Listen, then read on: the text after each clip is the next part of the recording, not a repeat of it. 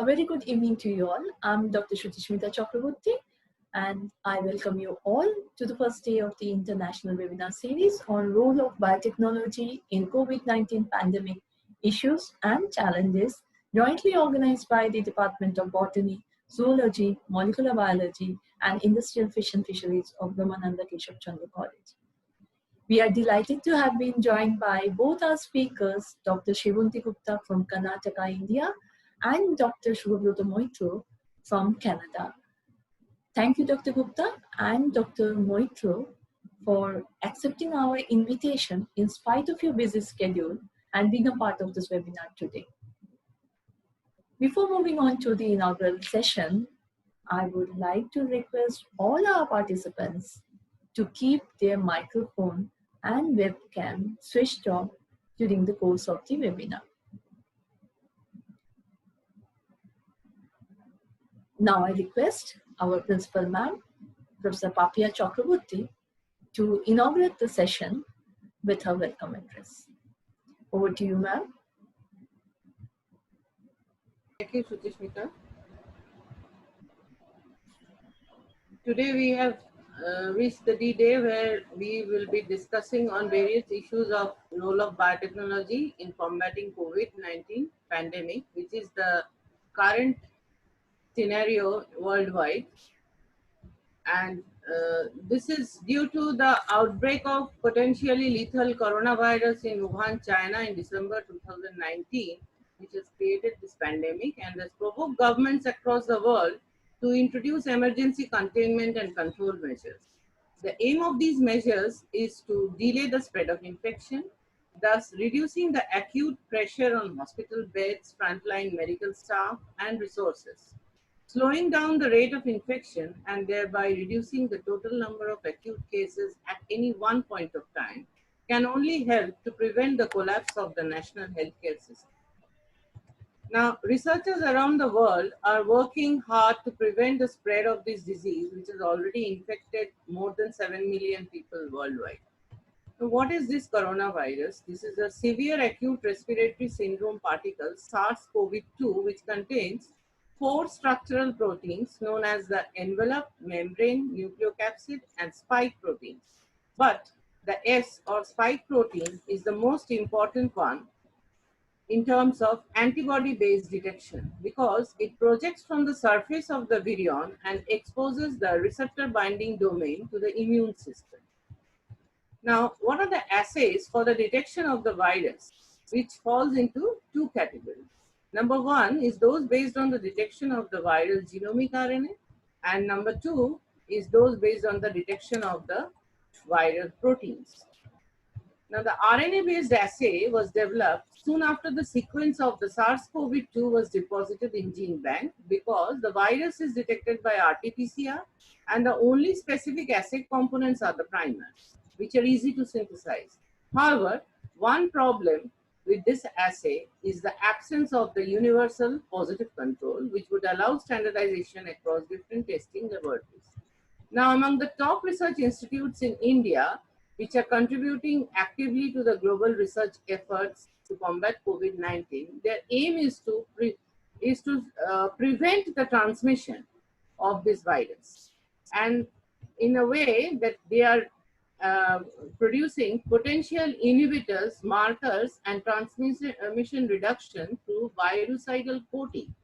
The virucidal coating will help to destroy or deactivate the virus on different surfaces like glass, plastic, and textiles, including cotton, nylon, and polyester that can potentially hinder the viral transmission. Molecules will be developed that will target the membranes of the COVID-19 viral particles selectively.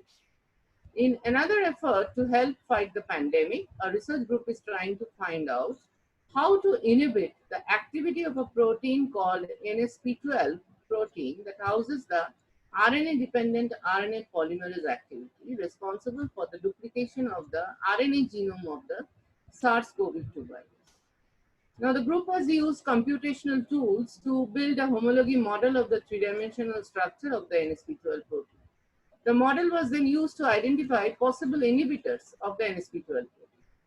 The studies predicted that methylcobalamin form of vitamin B12 may bind to the active site of the NSP12 protein and inhibit its activity. Now, another aim is to redesign the vaccine to teach the immune system to recognize not the influenza virus, but instead the new coronavirus, as the vaccine for influenza virus already exists.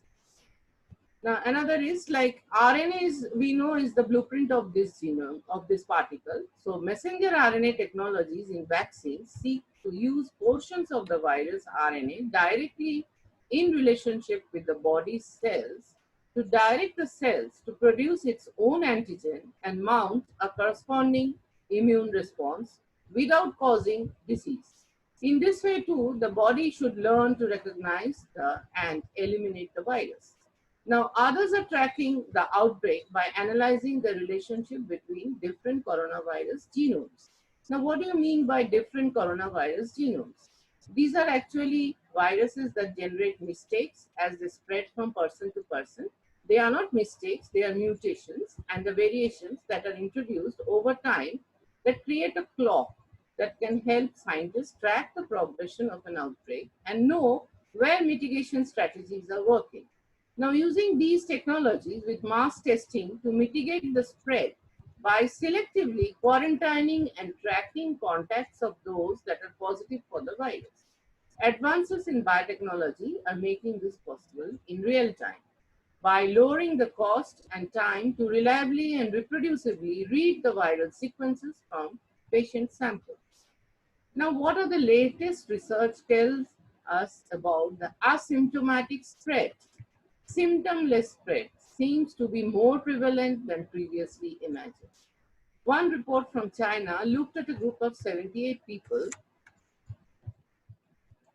who tested positive for SARS-CoV-2.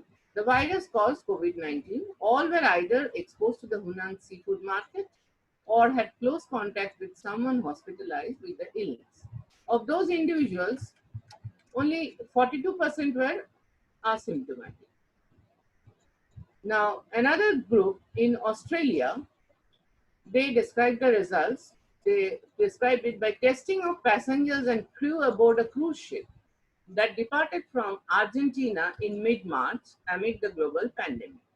All were screened from symptoms before boarding, and no passengers or crew from hard-hit countries were permitted on board. On day 3, a decision was made to terminate the cruise. By day 8, one passenger had developed a fever, and then others fell ill.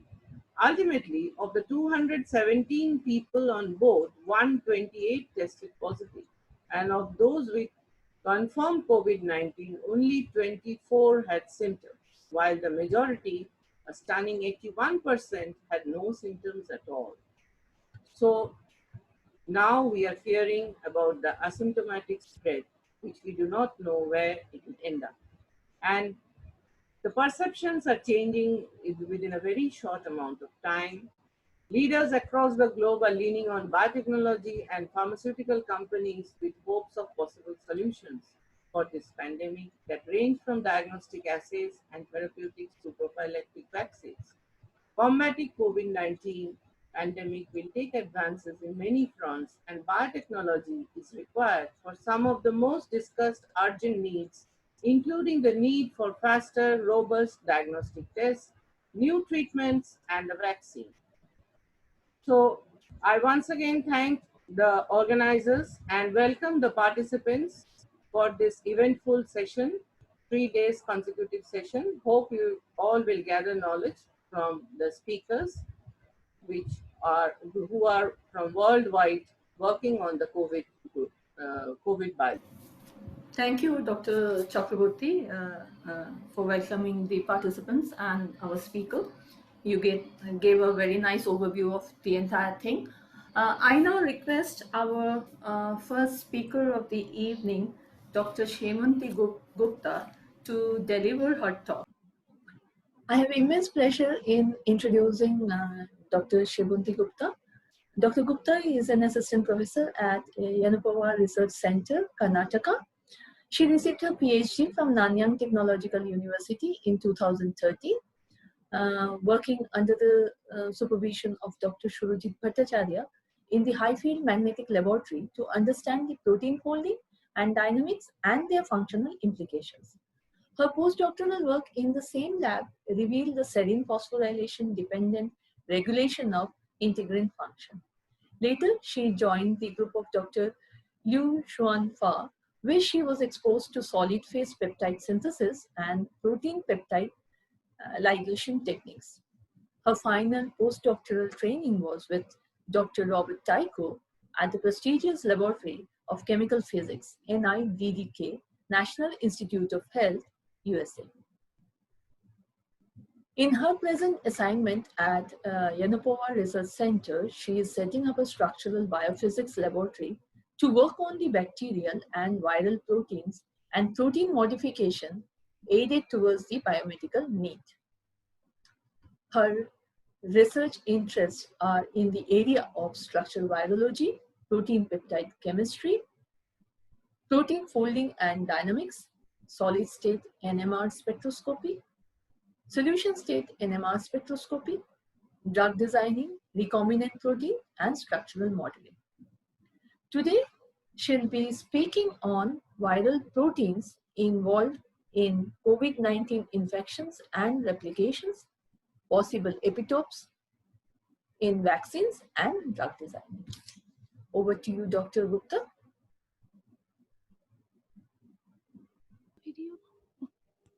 Can you hear me? Can you confirm? Can you hear me? Yeah, go ahead, Dr. Gupta. So, thanks, Dr. Chakraborti, for providing such a nice introduction, and good evening to all of you. I am honored to be the first speaker of this event, and I will try to cover mostly the topic on viral proteins involved in COVID-19 infection and replication and the possible epitopes for vaccine and drug designing.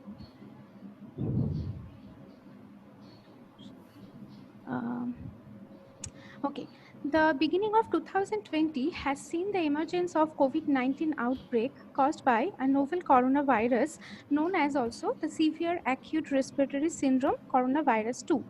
And this is preceded by two other corona outbreak, SARS-CoV, which happened in 2002-2003, and MERS-CoV, which happened during 2012, and still it is an active one. As you have already heard about the fact that this infection started from Wuhan, China during the late December 2019 and spread all over the world, mainly by the travelers. And these are the couple of symptoms which are already well known, which happen to the symptomatic affected people, and maybe a couple of other symptoms will be in the pipeline to be added in this. Okay. Now, have a look of the current status of infection and the toll it has been taken so far. This is a bubble map which shows the total number of COVID-infected cases, and this one is the map which shows the demise caused by this infection. And you can these two figures as basically correctly reflects why World Health Organization has taken has been declared COVID-19 as a pandemic during the first week of March. In this slide, I just want to emphasize on certain fact, like at present we are saying that the lethality of this infection is not much, it's around 2%. But while we're considering it, we are basically taking into account the active cases as well. But the patient who are already infected, they could either die or may recover as an outcome of this infection. So when in a particular time point, when you are considering that the death caused by a particular infection, that should only consider the close cases, that is the number of the recovered patient and the number of the death. And if you consider that, you will see this is not 2%, rather 11%. Okay. Next, we'll look at the effect of this infection on world economy. without having any proper treatment and vaccine in hand, most of the nation forced to seal the border and lock down the cities. All school, college, universities, everything is closed, and there is cancellation of social events as well. And all these things actually trigger a series of events which is directed towards the overall harm of global economy, which you can see here rightly. There is sharp depression in world GDP due to the COVID infection, which is actually surpassing the effect of last recession happened during 2008 and 9. And India is not an exception. So we are at the search of developing new diagnosis and the treatment of this infection caused by COVID-19. As Madam has rightly pointed out in their introduction of this event, that RT-PCR is a kind of a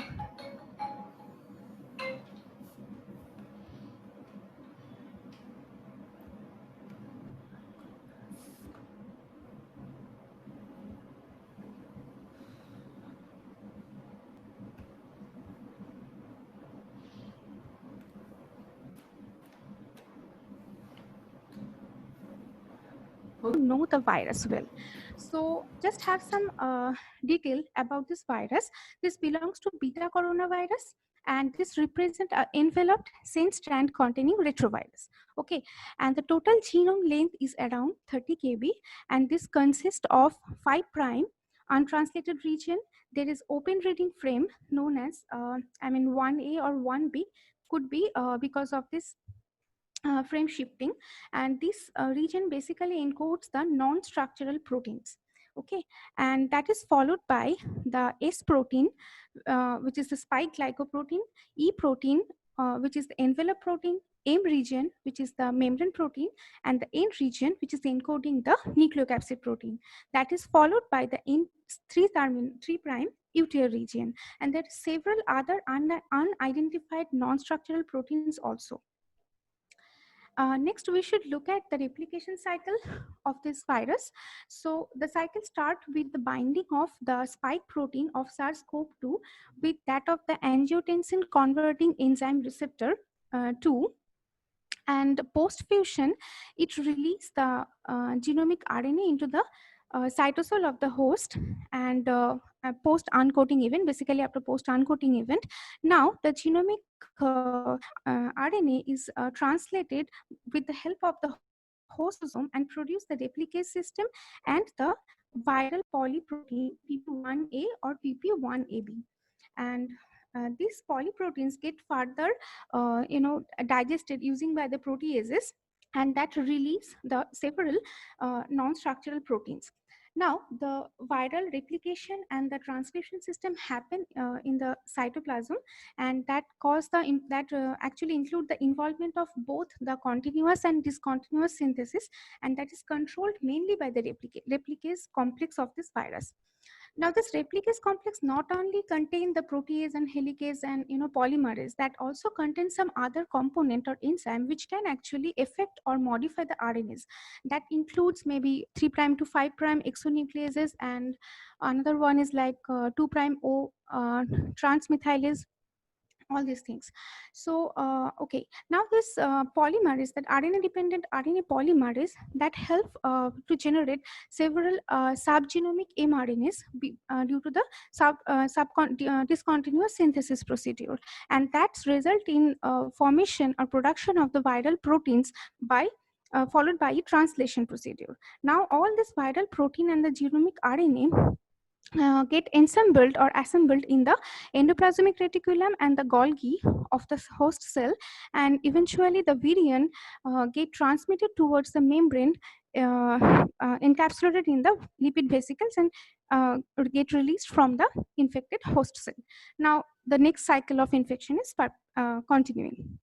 So what we can do, we can try to block the different replication step either by targeting different proteins or enzyme which is actually having a role or playing important role to control all this replication step, or we can try to hamper the viral assembly formation.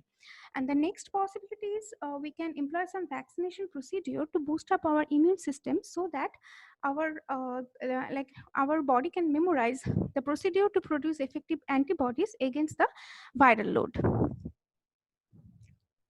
Okay.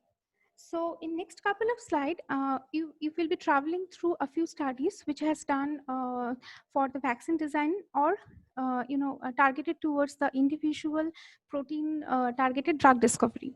So I will start with the vaccine designing theme first. So how this vaccination procedure actually help us in G's, I just want to make your memory, brush up of your memory, that the virus actually, this immunization system, how it work. The virus get ingested by the antigen presenting cell, and which further displays the viral peptide or antigen to the T helper cell. Now this T helper cell basically can provoke the B cell to produce the antibodies to arrest or neutralize the virus and destroy it. Or the other way, it can trigger the cytotoxic T cells to identify and engulf the infected host cell and help the body to get rid of the virus.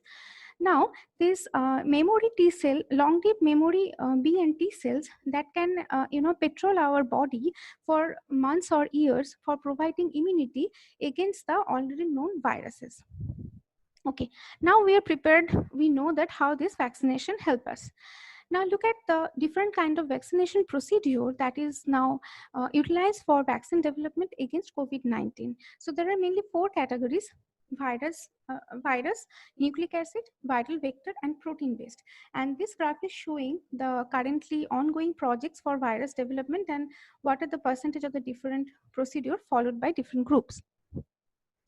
Okay. Now I'm explaining a little bit what does it mean by virus vaccination. It's basically include the weakened or inactivated virus so that that virus cannot evoke any infection in our body. Rather, it can expose the human or host toward the to the viral antigen. So our immune system could be prepared for the actual infection and can trigger the antibodies or the T cells to get rid of that kind of virus or infections. Okay. Next is the nucleic acid based vaccination. These procedures actually start with the electroporation followed by the administration of DNA or RNA dependent vaccination load, and eventually that is lead to the formation of some viral protein. And following the protocol that I have explained previously, that like antigen presenting cell based memory cell production. The viral vector vaccine is basically including both replicating viral vectors and non-replicating viral vectors. So these vectors actually include the portion of gene of interest which we want the host system to be exposed. And this is a very common system which is followed for the booster dose application, but not much applied for the general vaccination procedure. And the last procedure is the protein-based vaccine development. This either include the individual protein or the virus-like particles. And right now, at around like 28 different groups are working on protein-based vaccine design, and a significant percentage of that are focusing on the S protein, that is the spike protein of this virus. Okay, here I have given the list of the vaccination which are under clinical trial, the vaccine which are under clinical trial, and there are around 10 of them, and mostly are there in the phase 1 or phase 2. So I mean, they need some time to come up in the market for actual utilization of that vaccination procedure. So this is the latest release during June 2020 in Lancet. Okay, next we will look at the individual viral protein, COVID-19 protein, and the antidotes which the different group of scientists all over the world is trying to work on. And for that, we need to know a little bit about the structure. I'm not sure about the, our bachelor student, how comfortable they are to deal with this protein structures. But I try to make the understanding little bit, little bit simple. You just can think about this line and compare it as like protein sequence, and when you turn it in the sign, this is expressing something, right? It's expressing some emotions. So protein structure is something like that. You can say that which help us to understand the function and the mechanism of action in a better way. Okay, so let's start with the spike protein because that is the most studied one and the first like viral protein coming in contact with the host system. So this is the domain structure of a spike protein, and I have just taken a few examples because if I just want to talk on spike protein, it will take longer time. So what is most important here, if we look at the affinity of SARS-CoV-2 for ACE2, which is the receptor for it, that is around 15 to 20 times higher than SARS-CoV. Okay, though there is 80% genomic identity and 77% amino acid sequence identity for the spike protein between SARS-CoV and CoV-2. So what could be the possible region? So for that, we need to take a help of the structures. So this is a monomeric structure of the spike protein in case of CoV-2, and this is for CoV. So, and in this 4 blocks, actually the individual domain was superimposed from both the viruses. And if you now look at the major difference that lies in the receptor binding domain of spike protein. So that may actually trigger the difference between the affinity of interaction. Let's go to the first few trials that have undertaken during the month of March and April.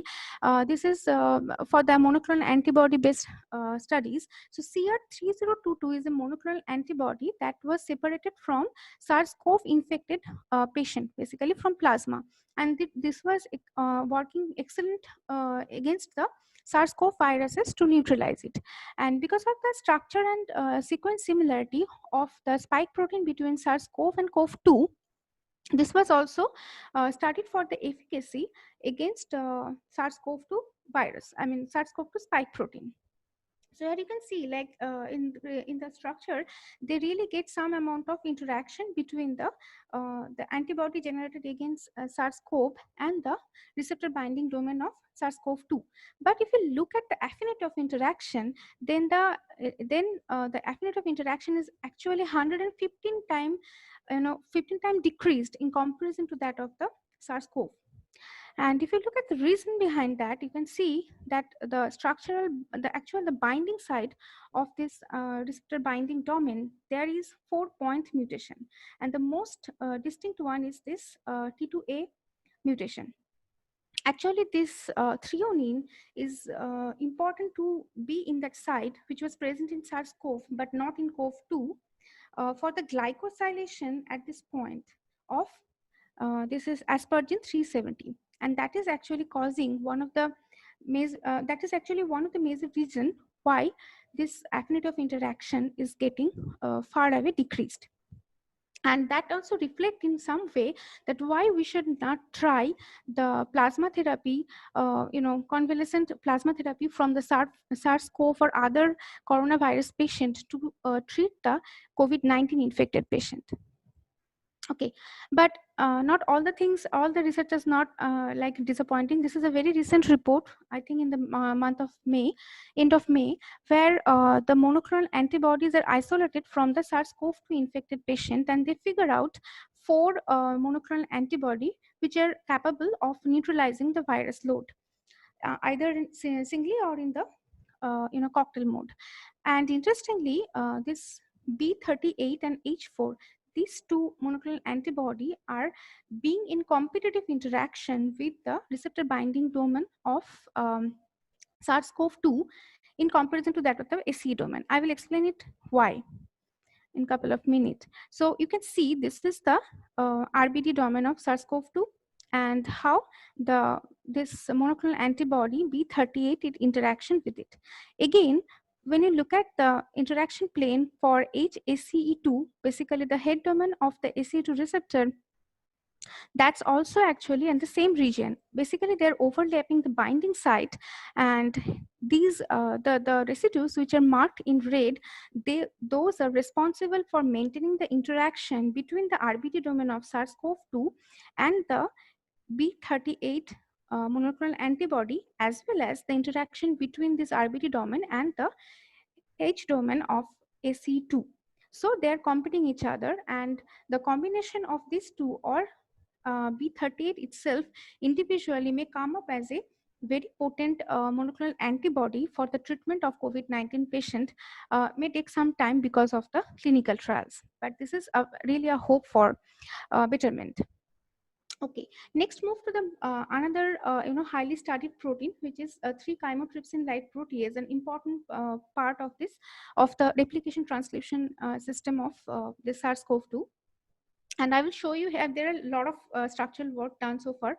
I will show you the two of them, where this is the structure, homodimeric structure of this enzyme, and this is a computer aided inhibitor, which is which shows supposedly inhibit the enzymatic function of this, and stop the replication transcription system, supposedly. And these two, lopinavir and the ritonavir, these two are actually inhibitor for HIV-1 protease.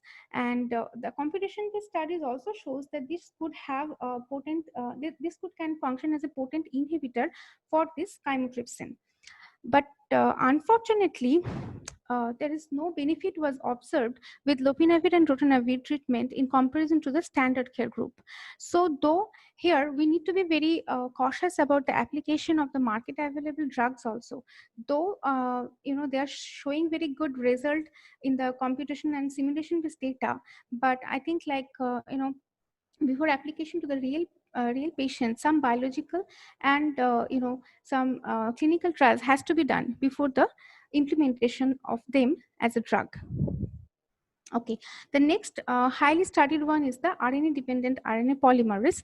And okay, this is the domain structure of RNA dependent RNA polymerase. This is encoded by non-structural protein 12. Okay, and the main two domains of this protein are the RNA dependent RNA polymerase and N-terminal nidovirus specific N-terminal extension domain, or NERAN domain. And this function in complex with the NSP8 and NSP7. Okay, now if we look at the difference in the structure of this RNA-dependent RNA polymerase complex between COVID-19 and SARS-CoV, you will see there is sharp structural stability in case of COVID-19. Okay, and addition to that, there is one beta hairpin which is present in COVID-19, rather that was absent in SARS-CoV.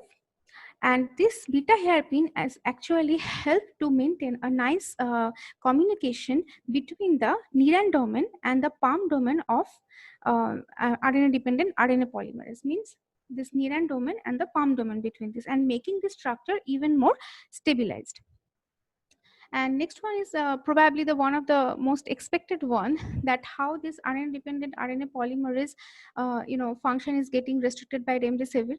This is some kind of coordinate that has been shown how remdesivir is interacting with the polymerase, and there is like how the other metallic ion are in coordinates. And probably it should work as a very potent drug, and that's are also in clinical trial.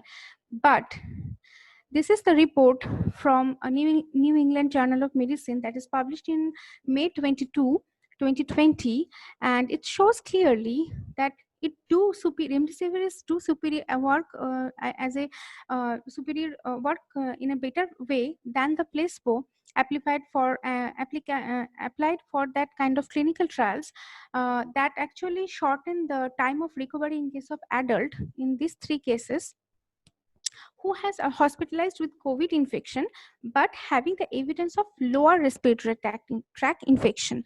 But if you look at the data for those who require the ventilation system, there is not much difference between the placebo and the drug. Okay, so that indicates that remdesivir itself cannot function independently as a potent drug against COVID-19. So it may need a combination of other drugs for the better prophylaxis. Okay, next to I'd like to introduce next to protein. One is the structural protein, nucleocapsid protein. This could be one potent drug target. Okay, this is the domain structure of SARS-CoV-2 along with the other coronaviruses, and this is the sequence multiple sequence alignment of the same. And basically, this entity domain is responsible for interaction with the RNA. And this is a structure solved for the N-terminal domain of this nucleocapsid protein. And as you can see here, there are very nice basic patch or groups which could be targeted by the drugs. So this is a very good, this could be a potent site for the drug target. Okay, and the next one is very interesting and really novel for this novel coronavirus, that is the NSP16 and NSP10 complex. Okay, um, basically COVID-19 utilized 2' O methyl transferase capping at the to protect its RNA from the innate immune recognition, and this function is mediated by NSP16 protein, but it needs the activation by interaction with the NSP10. Now, this NSP10 and NSP16 mediated function is very unique, and that has not found in any other viruses, nor even in any host system. Okay, so the interaction plane between the NSP16 and NSP10 and the RNA binding site of this complex could be a very good drug target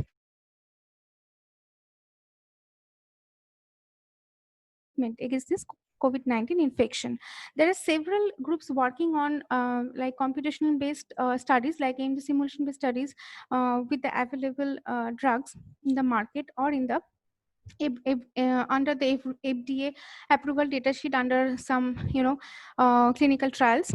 I'm not going to the details of them because none of them has it any kind of biological evidence. So I mean, we should get some amount, some good target from them, and can subsequently do some amount of biological assays to further move down for the clinical trials. As of now, you can see there are around 2,000 compounds which are under trials for to be targeted as a in the market as a drug against COVID-19 treatment, as per the database which I have got from National Library of Medicine NIH. And but still, we realize at this point that the drugs and the vaccines against this COVID-19 will take some time to be in market. So we need to improve the supplementary methods or therapies for the betterment of the COVID infected patients. So one option is the administration of the convalescent plasma therapy, which will improve your immunity for some short time span, and that is under clinical trial at NIH and FDA for the prospective of the to become a prospective supportive therapy. But the usage of the plasma of non-SARS-CoV-2 is completely prohibited over there. Again, the another option could be the interleukin inhibitors, like interleukin 6 inhibitor and interleukin 1 receptor antagonist. And why? Because that can interrupt the cytokine mediated lung injury, which is precipitated by SARS-CoV-2 infection. So they are also under clinical trial. This is basically treatment for the arthritis patients, but they function pretty well to improve the situation of the for them who has massive lung inflammation and injury. Okay. So however, the virus like particle, I mean, do we really have some hope from there? I would like to explain this one in light of the HIV research which I have done at NIH and just recently got published in PNAS. Where what I did there, I basically prepared the virus-like particle that you can see here, the spherical one. That those are immature one, and the immature virions need to be cleaved or lysed by the HIV protease enzyme, and then they produce the mature variants which are which are infectious. So the mature variants are actually, I mean, in vitro we can only see them in the form of tubes. And just to mention here, we don't have any kind of nuclear particle here. This is just the empty VLPs. Okay, so how I use them, Bevirimate is one of the drugs supposed to stop the maturation or act like a maturation inhibitor, and this is the hypothetical site of action, I mean binding site.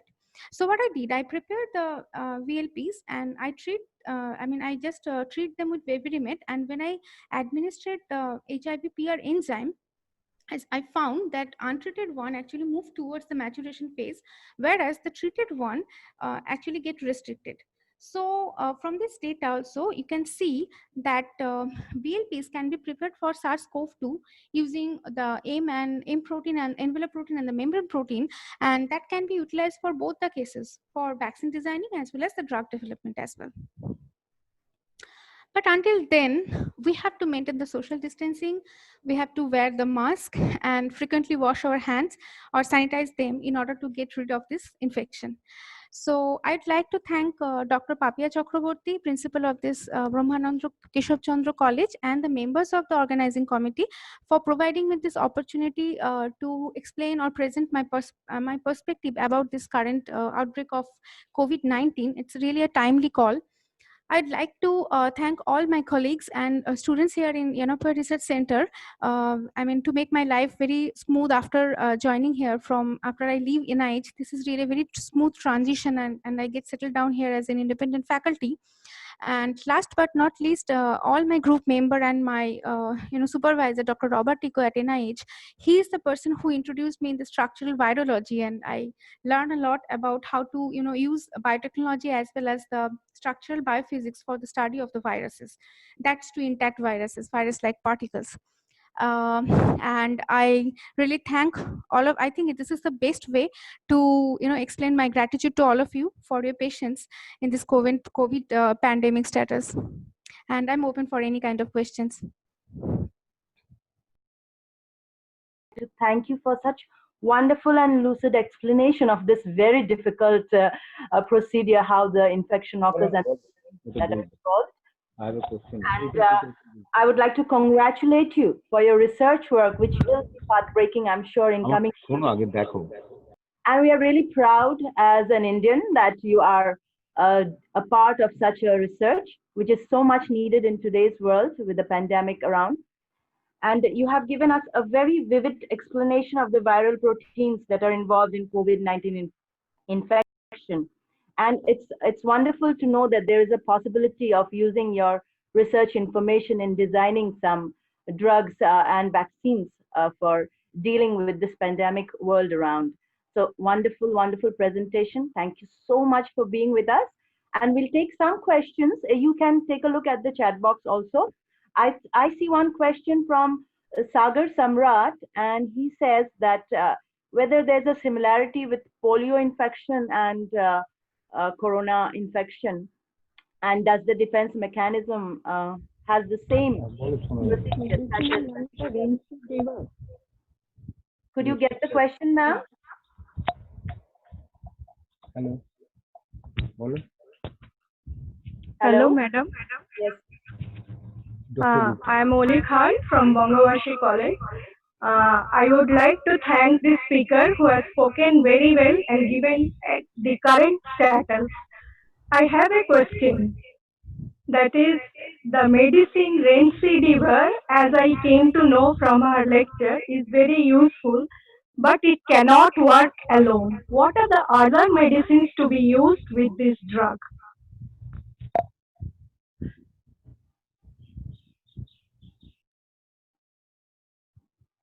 What I'm trying to explain that the remdesivir is one of the option. As per as the docking and the computational studies, it should work as a good drug. But what we really look in the structure, it's not always the coordinates how it should fit inside, but sometimes it depends on the dynamics of the protein or overall viral different kind of this is not an individual protein which is taking part in a viral infection system. So we need to know the replication cycle very well, and the things are connected like with one another. So sometimes it happened like single drug works very well, or sometimes it's happened like you need to have a combination of drugs. Say for example, remdesivir can be used to block RNA dependent RNA polymerase. Then you could have some other good target compound which can actually block the 3 chymotrypsin like protease. So several combination of drugs, basically cocktail of drugs, sometimes works better than application of a single one. I hope that has answered your question, ma'am. I have another question from Karthik Basak. He says SARS-CoV and SARS-CoV-2 Are the symptoms of these two diseases different? Could you throw some light on that? Are the symptoms I mean, as far as I read from, come to know from the journals, they have many similarities, but the difference lies that SARS-CoV virus couldn't infect the kidney cells or the nerve cells. That's why I mentioned that the lot of other symptoms need to be added up in the current list. Like there are now symptoms like people have a sudden, stroke, basically brain hemorrhages that could be triggered out by this disease, by this infection. Also, kidney failure can be triggered out by this particular virus, whereas SARS-CoV were never found in the kidney cells, but SARS-CoV-2 was found in kidney cells. So there are, there is several occasions where patient have multiple organ failure. That is not generally happen in case of only the SARS-CoV infected patients. So the symptoms are really different. Yeah, I have another interesting question, ma'am. Mahendra Dwivedi says that he has read in a report that SARS-CoV-2 is also found in the semen of infected patients and remains after recovery also. Will this disease be sexually transmitted disease in future? That is an interesting question, but I have never gone through this kind of report still now. But let me explain one thing, that SARS-CoV is something which I feel like it's should be present all mucosal membrane containing cells. So it's also passed through the, I mean, as far as I understand, it could pass through the fecal material also. So it could highly possible to stay in semen, and mostly I feel like it need not to be a sex transmitted disease. Like if someone is having SARS-CoV, it would be already spread to the next person before having before being a sex transmitted disease. So this is really more dangerous in terms of Yeah. transmission. Yes.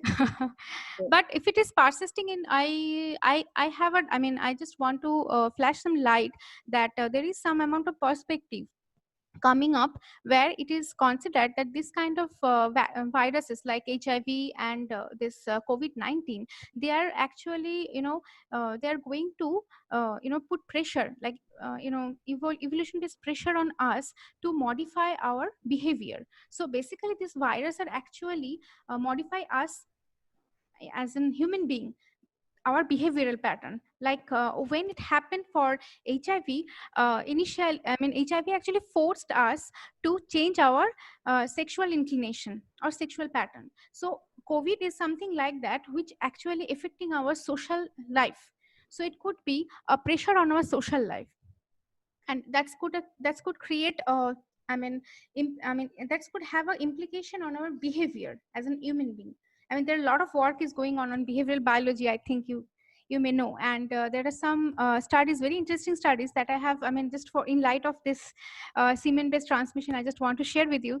I mean, if I'm not wrong, it's toxoplasma. Something is found in rat, and if a rat is getting infected with this toxoplasma, that will always remain in their brain or in the testis, in the semen. So what happened, the rat infected with this particular microorganism, they become fearless against the cat, against the cat. So they are much more maybe liable to be killed by cat attack, but they are selected by the female rats for copulation. So that's kind of a evolution. I mean, that's why they are selecting this infection. So it's very, very unique kind of study that may be interesting to look at, that the effect of this COVID-19, and if it's really migrating to the brain, and if it is really found in the semen, that could be interesting study to check the behavioral pattern of human being, how it is affecting. Ma'am, can I get another question? Yeah, sure. Kailash Chandra Semwals is asking, ma'am, can immune modulation be a good effect against SARS-CoV-2? As far as, I mean, I'm not an immunology specialist, to just to confess that, but yeah, I mean, overall, if a person is immunologically much more stable, they should fight against it better way, and they may overcome the disease better. But who are, I mean, in comparison to those people who are, who are immunologically much more labile, I mean, much more, not much potent, or much more, what I would say, like not much robust genetic system in that way, or they who have some kind of kind of disease like hypertension or diabetes and all these things. So basically that makes the effect even more complicated. And SC2 also is also associated with the hypertension thing, right? You people may know that the drug losartan, which is actually given for the hypertension treatment, that is increasing the AC2 level in the body to improve the blood circulation. But in the other way, that is actually said that that is increasing the risk against COVID-19. But there is a lot of other studies as well. I don't want to drag all the explanation. If someone needs, I will be explaining. And that's not bad. Losartan is not bad for the COVID-19 patient, as far as I One interesting question coming up. I couldn't get the name. Uh-huh. Someone is asking whether our past experience from epidemics can they throw some light on how to deal with this pandemic in India? Uh, it's I mean it's hard to say because pandemics, I think it's not happened very frequently. It's come, I mean, and I think really many people will be there to explain how they handle, I mean, in a social, I'm saying like from the social perspective. And if you want to explain, like, yeah, I mean, the diseases are different. Every disease is different. I mean, if it is a viral outbreak, every virus has different way to spread, different way to treat. So I mean we need to go along with the different the particular component. I mean H1N1 based pandemic was completely different than what is happening now, which is done by COVID-19. Yeah, I mean we must be concerned more about, and we should know that in such cases what are the first focus to be like this now most of the cases we have seen the lockdown to decrease the spread of the disease. So these kind of lessons we should take, because we first target how it is spreading and how could you discontinue that before reaching to the diagnosis and the treatment part. Because if it is spread in a lot, full community, it will be disaster. So this is the first training, that how to stop the spread. Then we can go along with the treatment and the diagnosis and the treatment part. Absolutely. That there has been a lot of debate on the lockdown and a lot of different responses from different parts Sure. of the world. But coming from you, we take it that this is the best that could have happened. I mean, there is no option. I mean, what I can say, like, there is nothing, no one can say, like, which is good and which is bad, because it's all based on the experience. If we are experiencing bad, we have to admit, okay, this was not right. But at this present, no one knows what is right and what is wrong. Exactly. We're doing the best that we can do. Ma'am, Dr. Richa Saxena has an interesting question, and I think it is a question of concern for many, that can this disease be transmitted from mother to the fetus? I mean, I don't have any evidence because there's no study yet done, and no publication was done for this perspective. But as far as I understand, if it is really through a membrane, probably it gets transmitted. I mean, because mothers are much more immunosuppressed, and though we have like umbilical cord and the separation of the fetus uh, by protective layer, but I think I mean I'm not very sure. Probably they will be at risk. I don't know what will be the effect, because no one knows it unless and until there is one delivery happen after. So we need to wait for the report, but probably it will affect. Thank you, ma'am. I know too many questions are coming up because the presentation itself was so interesting. In case you feel like you want to get back to any question, we can send the questions in your email ID. Yeah, and sure. we can tell I'm open the to that. audience about that. One last question, or last two questions I'm taking. Okay. One is somebody's asking whether eventually herd immunity will be able to deal with COVID-19. Okay. For as far as in India, it could be difficult, because in India people are so different in genetically, because background is too different. The people from the province, like say for example, Bengalis are different from Tamilians. So getting a herd immunity is not that easy in Indian population. That could be easy in Netherlands and maybe German population, where they are very like good similarity between the genetic pattern, overall genetic pattern between two individuals. But there could be certainly some group of people in India, they could retain the herd immunity, but I don't think that will be spread all through India.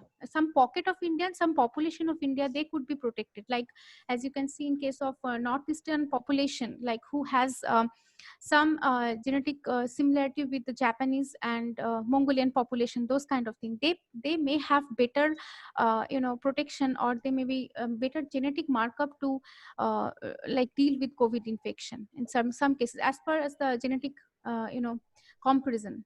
If you look at the genetic background of different people of different different province of India, on the basis of that, I can say.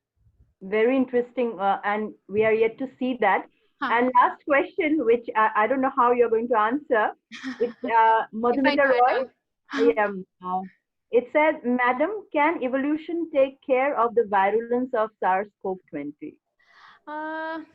It depends, like what evolution want. If evolution wants to wipe out the Homo sapiens, then we will be wiped out.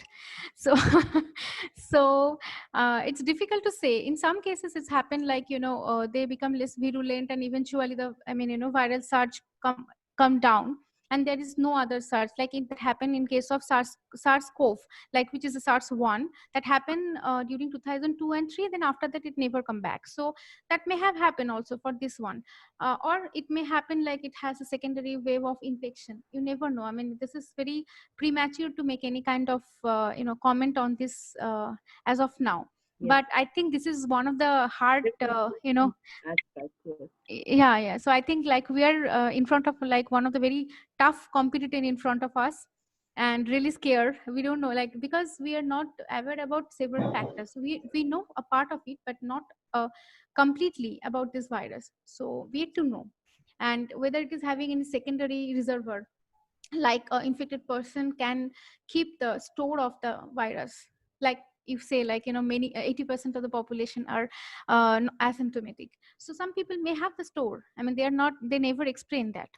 So we never know. There are a lot of things has to be taken to be consideration before making any kind of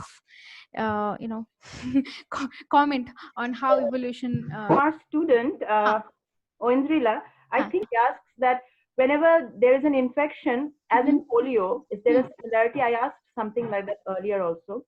But I think she wants to know if the defense mechanism like B cells and T cells react in a similar way in okay. I have gone through some papers where it is written that for SARS, actually T cell based memory, T cell mediated memory cells are working better than B cell mediated memory cells, because of the, it depends on the antigen or the viral peptide, which is actually taken as a bait to produce the antibodies. So if that bait is mutating continuously in a fast rate, then the antibody, which is designed and stored in the memory cell by the B cells, those will not remain effective again anymore for the next modified set of antigens, but rather T cell, which can actually if it is can identify a part of it, then it triggers the actually action against the infected cell itself instead of producing the antibodies. So T cells are better, memory T cells are better option for treating this kind of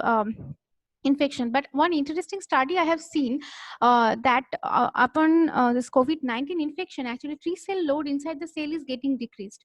So I will not wonder if later on it come to the research, it come to the surface that like HIV, this COVID-19 virus also know pretty well our immune system, how it works. So certainly escaping some of the root what we are actually try to implement to get rid of the foreign particles from the body. So I think that is very interesting to look at the overall amount of the T cell and the B cell overexpression, and the because I read there is some effect on the T cell. If only 1 or 2 journal is there, but I think that there need a much more work on that. Now people is focusing more on the vaccine and drug development, but load is certainly lesser. In T cell load is getting lesser after COVID infection. So we need to somehow maintain that one in order to even if we generate any vaccine and that has to be stored, it has to go through the cytotoxic T cell, not by B cells, because if it is mutating fast, T cell will be much more protective rather than the memory B cells. Thank you so much, Dr. Sebanti Gupta. Wonderful listening to you, interacting with you. Wishing Thanks. you very well in life and hope you see through this session. We have Yeah, come to the end of the first session. I hand sure. over to the host to begin our second session. Thank Sure. you so much. And I would like to take the question. Kindly send the Yes, question to we my will do email. that. So I will try with my level best, with my understanding, because I'm not an expert in all field, but whatever I understood, I will try to explain Thank from you so my much, level. ma'am. Thank Yeah. you. Thanks. Have a nice day. Dr. Shuchishmita Chakraborti, kindly Yeah. take over for the next session. Thank you, Dr. Vishrupa Ghosh, and thank you very much, Dr. Gupta, for such a wonderful presentation and the wonderful question answer and the interaction session.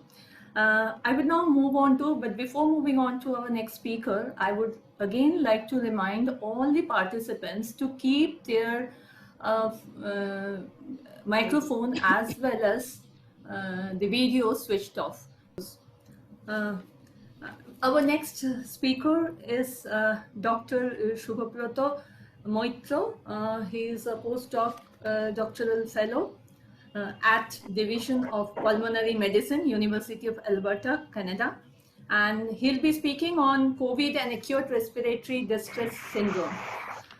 His research interests are in occupational lung diseases, and he has gained significant experience in the field of obstructive airway diseases, mainly asthma and COPD. Presently, he is focused on various socio-environmental aspects related to the etiology and progression of the disease. And Dr. Moitra, Dr. Good Moitra, evening, yeah. everybody. Thank you very much for this kind introduction and this invitation. And Dr. Gupta has set the stage so high. It is really very difficult for me to set my stage.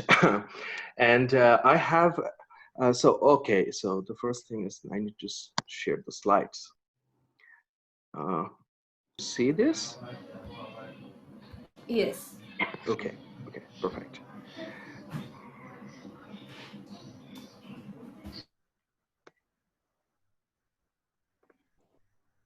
Wonderful. I'll be talking about the COVID-19 and acute respiratory distress syndrome. And before I go ahead, I have a disclaimer, and that is I was not much aware of the theme of this webinar series.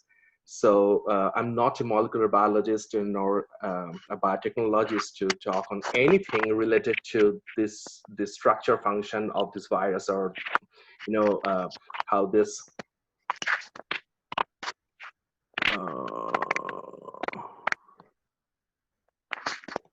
do you want me to start my video? Or can you see the presentation slides, please? Yes, yes. Okay, okay. So I think, yeah, okay. So that actually made me believe that probably it was related to the overall panorama of the COVID-19 pandemic. So I choose to speak on a more clinical topic rather than something related to molecular biology, because I'm not a molecular biology guy. And I'd like to tell you in the next couple of minutes about a very specific condition which is associated with the mortality in this group of patients. Uh, so I have a disclosure, and I have received some funding from several agencies. Okay, so I'd like to take you to a tour of some very basic physiology before I move ahead with this talk. The reason I want to tell you about this basic physiology is because we will encounter all this information in a later stage, and I'll be repeating all this. So this will be very important to understand some of the very basics of the airways, the lungs, and the lung vasculature interface.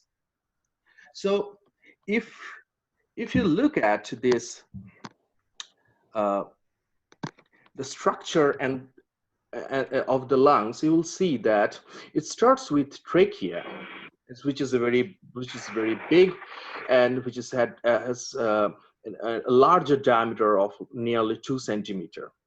And as you go down to the lower part of this lung, you will find that you end up with the 23rd generation, where the trachea is converted to alveolar sacs. The most interesting thing is that as you go down below to alveolar sacs, you reduce your diameter. So it starts with nearly 2 centimeter diameter, and it ends up with merely 0.23 millimeter in diameter. But conversely, what is interesting is that you get a very huge surface area. And that's the issue. Why our lung is so specialized is because that we start with a very small surface area,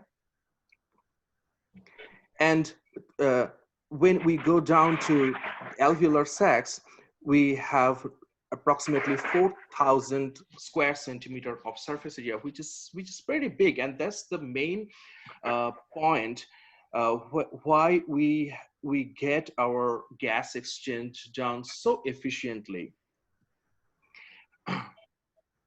I'm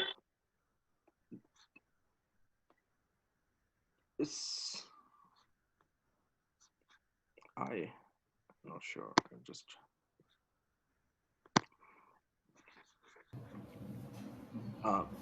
so what happens inside? What are the main structural properties of the lungs? So when we start from the trachea, we have mainly two different types of proteins. Two different types of cells. One is the ciliated epithelial cells, and one is the club cell. So these types of cells are primarily present in up to the 4th generation. So the 4th generation of bronchi, you will see this type of cells. And then if you go to the mid-level, you will find that there are many more different types of cells. So there is an introduction of the goblet cells, which are responsible for secreting mucus.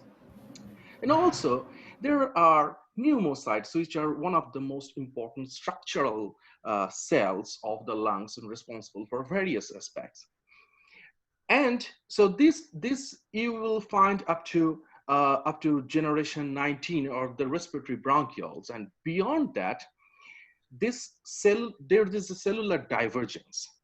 And that leads to the generation of the alveoli, which is a single layer cell, so which is a single monolayer. And if you see this is the blue one, it is a flattened kind of epithelial cell, which is known as type 1 pneumocyte. And there are some cuboidal cells as well, which are called the type 2 pneumocytes. And they form a single layer membranous structure, which is like simply like a balloon, and is surrounded by the alveoli. And my talk about the next couple of minutes will be based on this particular region, because this is the region which gets affected by this coronavirus infection, and that leads to the development of acute respiratory distress syndrome. So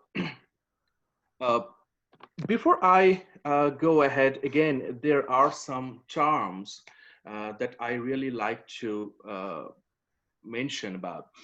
And just to take a look at some of the physical properties of the lungs.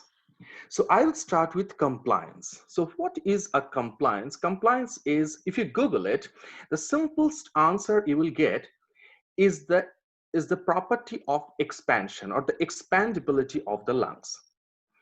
And you can define it as the lung compliance is defined as the change of volume per unit change in pressure. So which means when you inhale, your lung is extended, and when you exhale, your lung is collapsed. But the panorama of this event is so uniquely orchestrated because when you inhale, the inhalation mechanism is actually a voluntary mechanism. But when you exhale, this is no longer a voluntary mechanism, this becomes involuntary mechanism. So it is your lung muscles, it is the elastic recoiling property of the lungs that actually pushes the lungs back to collapse, to exhale the air out. So basically, when we inhale, we extend the elastic membranes, and when we exhale, the elastic, there is a recoiling of the elastic membrane, so it gets shrink, and that's why the air comes out from the airways. So what happens when there is a problem in the lungs? So I will tell you a little bit about two diseases. One is emphysema and one is fibrosis. So you must have heard of the disease called the chronic obstructive pulmonary disease, which is basically known as the smoker's lung disease.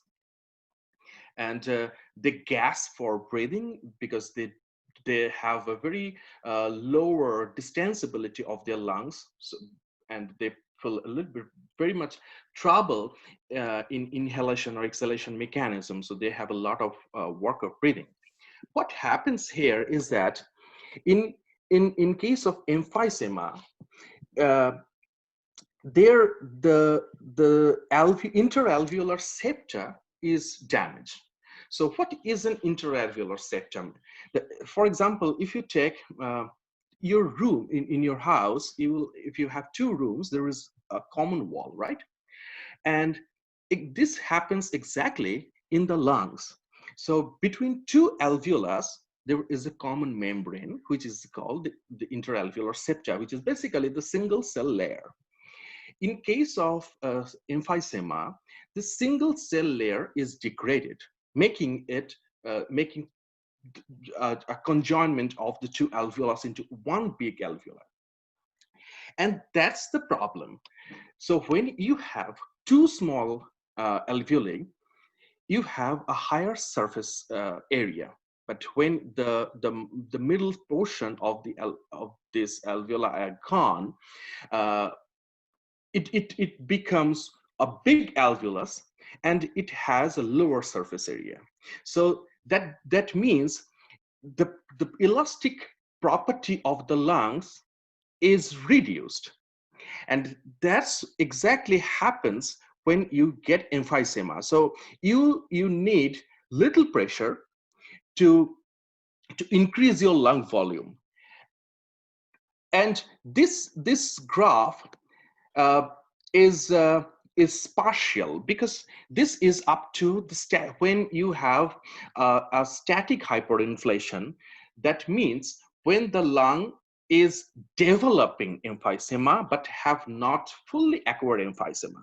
So what happens when there is a full acquired emphysema is that you can no longer expand your lungs, because your lung have been inflated so much because of this merging of alveoli, and you have a very lower surface area, and there's a lot of air trapping. So what happens when you start exhaling out your air? Because of the lower surface tension and the lower surface area, your lungs is not able to fully collapse, and that's why there is always some air in your lungs, and that air do not participate in gas exchange.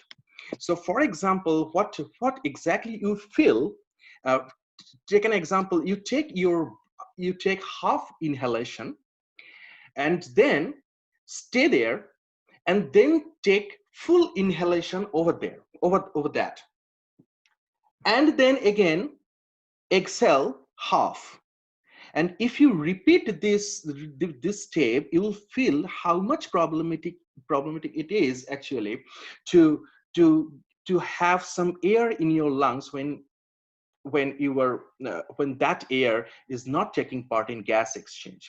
And that happens with people with emphysema or people with COPD. Their breathing becomes so difficult. So they have a very high compliance. And in case of fibrosis, there is also some structural changes in the lungs. So take an example that in many of your houses, there is a passage between your kitchen and your toilet. And there is a little bit of passage like this in our lungs, which is called the interstitium. And there are a lot of cells, primarily the immunomodulatory cells present in the interstitium, like the macrophages, like the eosinophil, the neutrophils. And what happens if there is an infection in the interstitium? The host immune cells, they produce a lot of inflammatory mediators which attract several cells like the fibroblasts to adhere over there, and the interstitium gets bigger and bigger and bigger, pushing a negative pressure on your alveoli. So there your lungs become you need more pressure to change your lung volume. So that means there even the breathing becomes so difficult that, however, the compliance becomes low. So these are the two different stages where the compliance actually manifests our breathing, our mechanics of breathing. And almost all the respiratory diseases have some sort of interaction with the compliance. So what we are getting in COVID patients, it is very intriguing, and it's not the traditional kind of ARDS that we generally see in ARDS caused by other sorts of risk factors. So let's move to the very intriguing area of this present talk, that is the alveolar vascular interface. And whatever happens in ARDS is because of this complex structural aspect of this alveolar vascular interface, and whatever happens here only. So if you see that this is the alveolar wall, and it has a capillary adjacent to it, and this thin blue part is actually the blood-air barrier. So it has it's a very thin area, but it has immense surface area. So it is surrounded the entire alveolar area, which is nearly 4,000 square centimeter area. And because of this particular structure of this alveolar vascular interface, primarily because the alveoli is a single cell layer, so it is very fragile. And also there is the blood, the vasculature, which is also very, very thin. So this makes this section very potentially vulnerable to any sort of insult, whether this is a mechanical insult, whether this is an immunological insult, or any sort of insult. And because of this large surface area of this alveoli, the gas exchange takes place very efficiently, but at the same time, it also becomes very vulnerable because of the property of the vasculatures. And it is quite possible that sometimes there is a leakage from the vasculature to the adjacent alveoli or the adjacent interstitium. And this is very problematic when you have high blood pressure, if you have pulmonary arterial hypertension, if you have cardiac issues, and that causes the pressure change in the capillary membranes and pushes the fluid from this capillary to the interstitium. So how does this the interchange of nutrients, of macromolecules take place between the capillaries and the adjacent interstitium? So this happened primarily through two pathways. One is the transcellular pathway, which is basically an endosome mediated pathway. And the other one is the paracellular pathway that is driven through the gap junctions. So how this happens? So again, you don't get afraid of the equation. I'll explain it. So the fluid flux across the vasculature happens because of certain pressure changes, and this is defined by the Starling's equation. So what we know about the Starling's equation and the fluid flux is that the JV, or the volume of fluid flux from the endothelium to the interstitium, is actually dependent on certain factors. What are the factors? The most important factor is the LPS. So LP is the hydraulic conductivity and S is the capillary surface area. I'll take some moment to talk about the LPS later on. But there are 4 different types of pressures which are very important. One is the hydrostatic pressure of the capillary. So I'll try to explain it a little bit more. So for example, if you have this capillary over here, and if you have the alveoli, then you have cells over here, you have cells, and also you have cells here, right? The endothelial cells. And now what's happening is that you have this, the interstitium, which is the gap in between. Now, the hydrostatic pressure of the capillary is the pressure generated by the fluid. So the plasma that is flowing through this is putting a pressure on your capillary endothelium. So the pressure is in this way. And so this is called the hydrostatic pressure in the capillary. And also there is a hydrostatic pressure from the interstitium that puts a backward pressure on this capillary. So it comes from this liquid present, the fluid, the liquid present in the interstitium, that gives a back pressure on the capillary.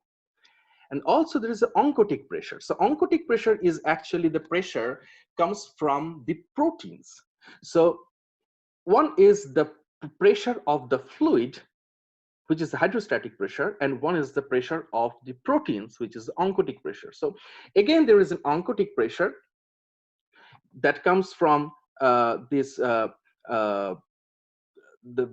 plasma proteins that pushes this capillary towards the periphery, and whereas there is another oncotic pressure from the interstitial fluid proteins that gives the pressure in this way. So basically what happens, this fluid flux of whether a fluid will pass from the vasculature to the interstitium or to the alveoli will depend on certain pressures. And this LPS is called the filtration coefficient, which is very important because this indicates the permeability of the barrier. The barrier is the endothelial barrier. So LPS will actually determine whether a fluid will actually go to the interstitium or to the alveoli or not. And this LPS is greatly influenced by a number of inflammatory mediators, or the cytokine storm, that the term is roaming here and there every now and then. The cytokine storms makes this LPS very fragile, and that's is the cause that a significant amount of fluid is actually moving into the interstitium and in the lungs. So now I come to the acute respiratory distress syndrome. So what it means is a syndrome of inflammation and increased permeability associated with the constellation of clinical, radiologic, and physiological abnormalities. So there is an updated definition of ARDS, which is called the Berlin definition, but it is very complicated and very clinically oriented, so it would be rather very difficult for a non-clinical person to understand the Berlin definition. So I'm using actually the old definition, which is not very different, but of course, yeah, there are certain upgradation in the new definition. So what it means is that there is an inflammation which causes an increased permeability of fluid from this vasculature to the adjacent interstitium. And this increased permeability is picked up, is diagnosed with some clinical features, with some radiological features, and some physiological abnormalities. But the issue is that this sort of abnormalities must have to be unexplained by elevations in left atrial or pulmonary vascular pressure. What this means is that it is not, if you have this physiological changes, or if you have this clinical and radiological findings where you can actually see that there is a fluid leakage from the vasculature to the adjacent interstitium or the adjacent alveoli, you have to rule out the probability that this is due to heart conditions. So if there is any heart involvement, you first have to rule out. Now, why this is so? Because in many cardiac situations, like heart failure, when you have increased intrapulmonary pressure, it's quite possible that the pulmonary vasculature cannot handle this rapid surge of pressure and may give some sort of leakage, some sort of fluid flux to the adjacent alveoli. So we have to be very careful when we define ARDS, when we actually look into the high resolution CT scan, where we have to rule out that there is no cardiac involvement. So this is not due to cardiac event, and there must be some sort of identifiable condition. So the diagnostic criteria for ARDS is like that. So we have to have identifiable associated conditions. So there must be some sort of known factors for that. Maybe this is something mechanical, maybe this is something physiological or something infectious, but we have to know, we have to be sure that there are some sort of identifiable conditions. This has to be acute. So the acute respiratory distress syndrome happens, as the name says, acute. So it happens very acutely within a short period of time. And there are some radiographic changes which the radiographer actually identifies that there are some sort of consolidations, some sort of bilateral infiltrates in the chest radiography that's picked up by the high resolution CT scans. But for the clinician in an emergency room, the most important factor becomes the PaO2 by FiO2 ratio. So what it means is that the PaO2 is the partial pressure of oxygen in the artery, and the FiO2 is the fraction of oxygen taken by a patient. Ideally, in normal situation, the ratio must be more than 300. So for example, if you take here, a normal person breathing room air has a PaO2 is approximately 100 millimeter of mercury pressure. And the FiO2 is 21. So we do not take this as a 21% of oxygen, rather it is simply a fraction, so 0.21, and divided by 100 divided by 0.1 gives you the value approximately 500. So in normal healthy individual, the PaO2 to FiO2 ratio is more than 300 up to 500. And what happens if the pressure drops? So if the ratio drops below 300, the person starts developing a condition which is called the acute lung injury. And when the ratio drops below 200, then we call the situation as acute respiratory distress syndrome. And how this is monitored? This is monitored through this arterial gas exchange mechanism, the monitors. And what happens?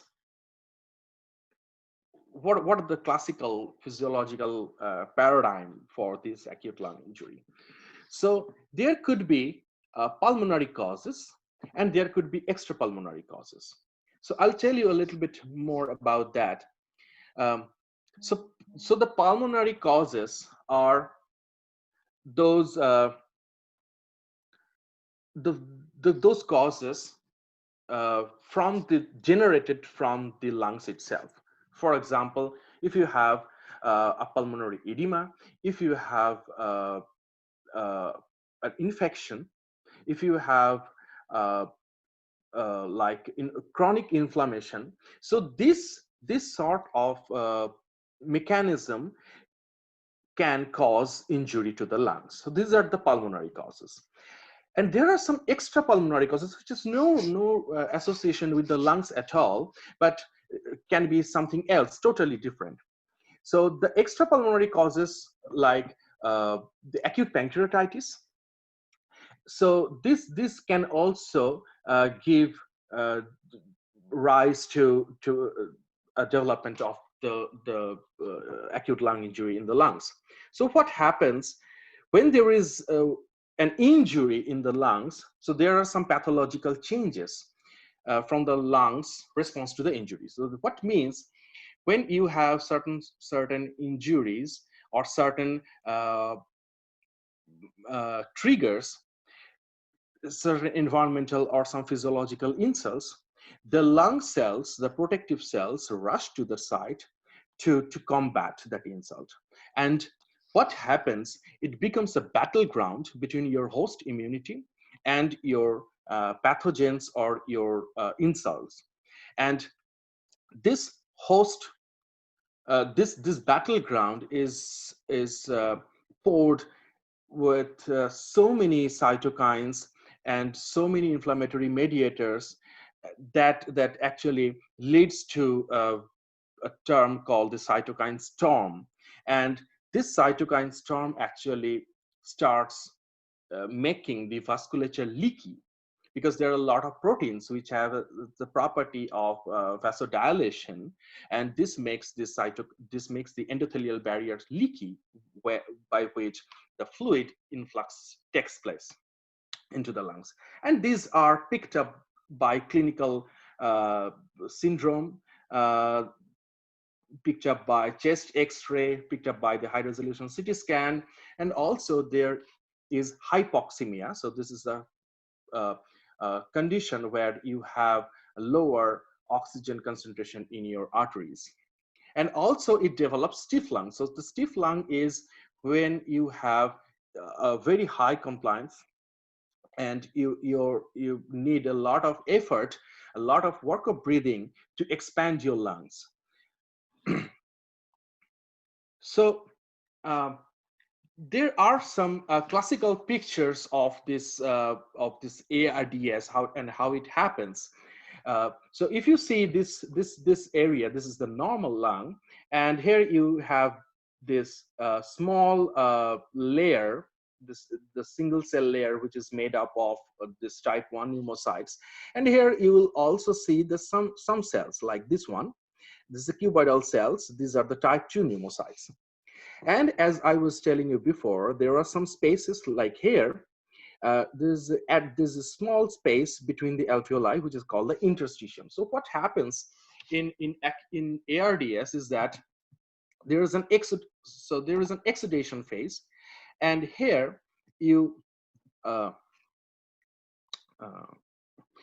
get a proliferation of your type 1 cells over here. So what happens is the diffuse alveolar damage, and there is also possibility that your interalveolar septa is lost. So what's happening is here as well, this area as well. So your interalveolar septa is gone, and there is a proliferation of your hyaline cartilage, hyaline membranes in your interstitium. And also, if you see here, there is a proliferation of the type 2 pneumocytes. So the number of type 2 pneumocytes gets increased, and which ultimately leads to overproduction of some sort of inflammatory mediator, some sort of cytokines. And also, there is a probability that the interstitium becomes very fibrotic. That means there is a lot of inflammation going on over here, which attracts fibroblasts to adhere, to come up this place, and the interstitium becomes bulky. So your lungs actually becomes very spongy. There's a lot of fibrous tissues, a lot of materials there. So let's take a look at the close look at what happens in these areas. So you have the thickening of alveolar wall. So your alveoli become very thick because there are a lot of adjacent cells to your single cell layer, and that makes your alveolar wall thick. However, due to this thickness, your alveolar lumen becomes small. And also, there are a lot of neovasculature going on, so which we call the neoangiogenesis. Because what happens when you have a lot of cells, you have to feed the cells, you have to provide nutrients to the cells, and that's the task of the blood vessels. There are several neoangiogenesis going on, so the formation of new vasculature, and that provides nutrients to these fibroblasts. So there is a continuous support of nutrients from your body to these cells, and the cytokines released by these inflammatory cells in the interstitium, they are also dissipated over the lungs through that capillary. So this is a positive feedback mechanism, and this keeps on growing. So now let's take a look to what happens in coronavirus. Now this is an age-old picture published in 2013. So this is surely not the SARS-CoV-2, but a SARS-CoV-1. When this is a cell, type 2 pneumocyte, and taken in vitro, and they were infected with the SARS-CoV virus. So you can see there is a lot of virus particles over here, and inside the vesicles, the membrane vesicles, and you can also see several virus particles across the apical area of the cells. And so what happens when the virus attacks the lungs? So we have a lot of evidence these days that says that when the virus attacks a lung cell through the through this angiotensin converting enzyme 2 receptor, there is a release of more virus particles, and also there is a release of a number of cytokines. So ultimately it gives a cytokine storm.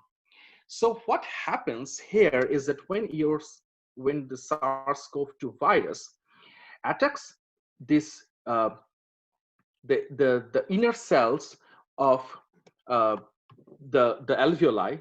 So it may be a type 1 or type 2 pneumocyte, and it can also be some other resident cells. So those cells which express ACE2 receptor, these are the cells of potential target for the SARS-CoV-2. So the SARS-CoV-2 virus can affect any cell, any epithelial cell that express ACE2 receptor. And that's why probably we get several different type of clinical complications, clinical symptoms that many report diarrhea, many report nausea, problems of the digestive system. And this is because the SARS-CoV-2 virus attacks all those gut cells that express ACE2 receptor. So it is not only a respiratory virus, but it's a virus that can affect any cell in any part of the body.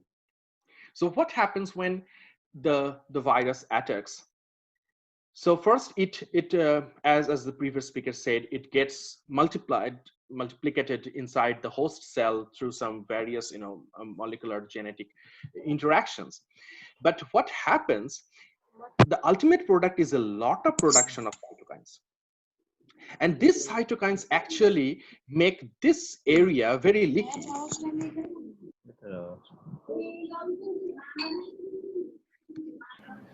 This area very leaky, and from this particular area, this vessel, from the vasculature, there are a lot of cells, a lot of fluids that exudates inside this interstitium and sometimes in the alveoli. And because of the structure of the alveoli is so thin, is so fragile, the fluid comes into this side.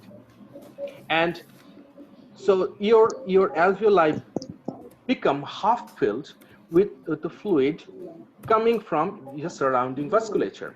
And this causes pneumonia. And when there is a fluid inside the lungs, it actually hampers your gas exchange. So that's why the patients radically drops their oxygen concentration inside the lungs, inside the body. So the partial pressure of oxygen drops down to a significant amount and causes hypoxemia. And this subsequent hypoxemia induces a mechanism through the nervous system causing hypoxia. So you gasp for oxygen.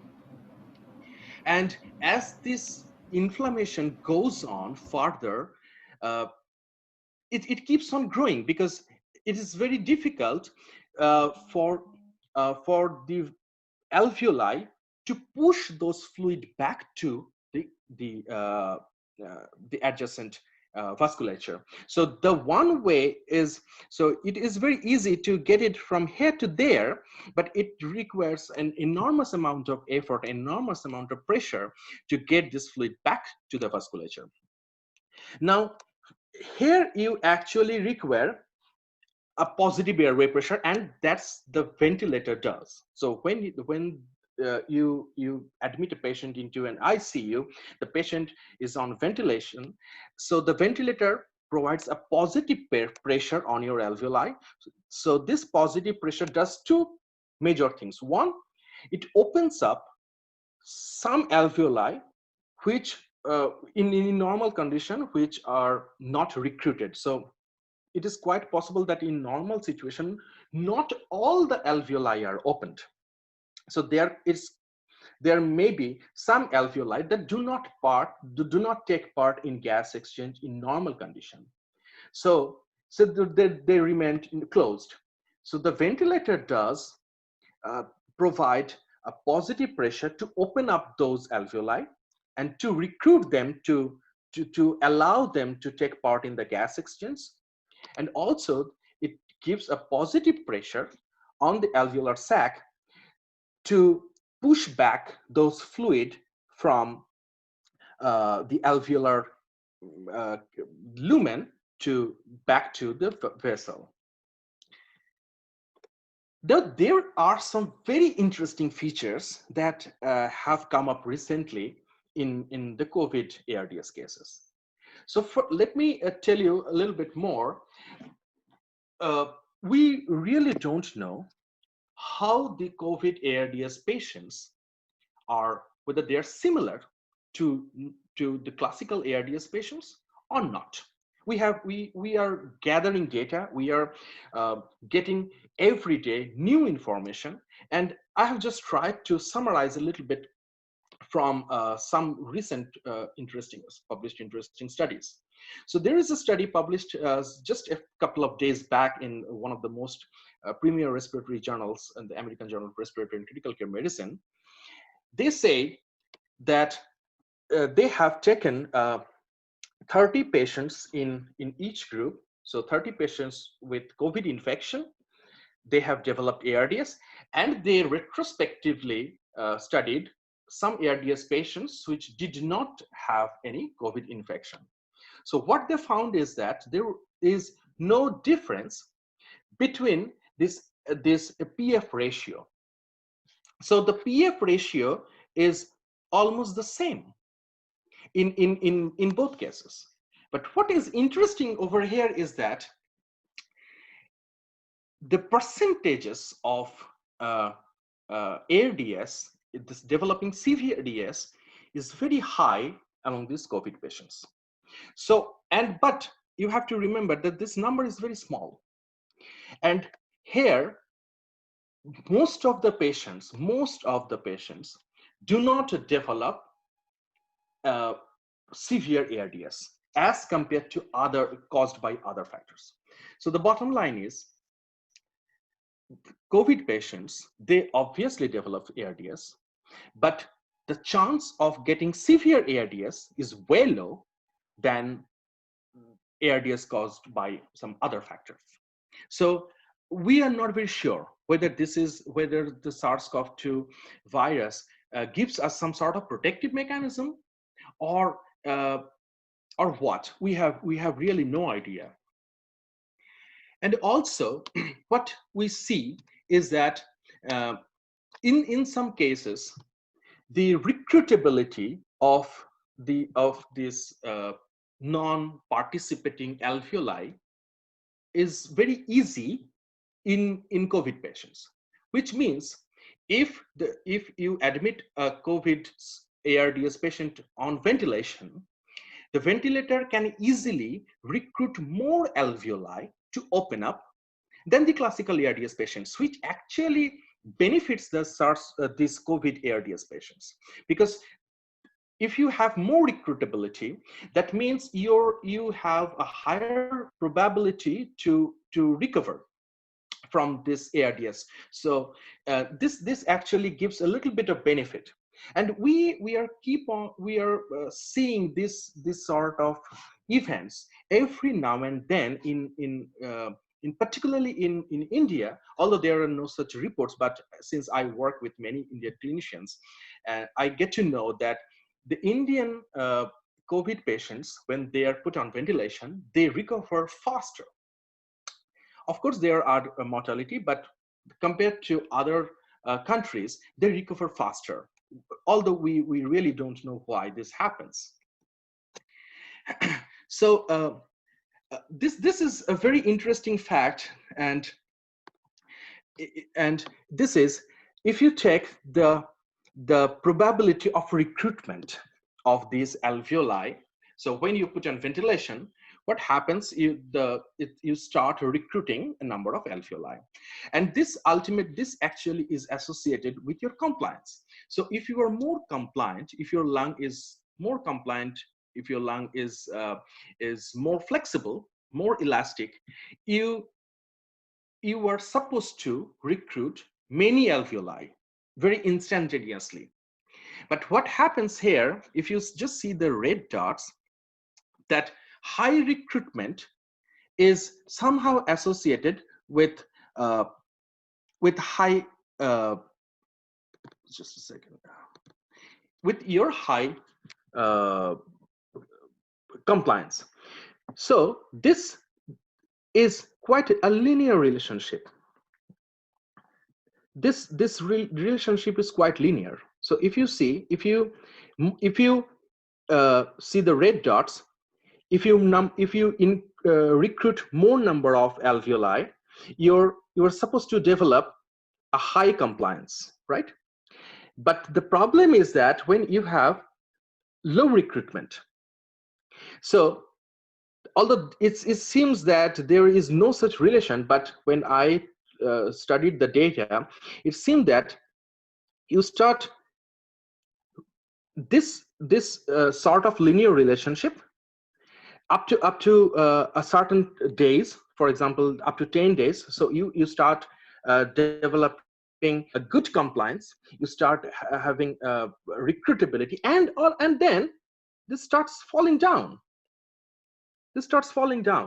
That means this COVID patients give us this challenge that first, their ARDS is not as classical as ARDS caused by other factors, and they behave in a different way.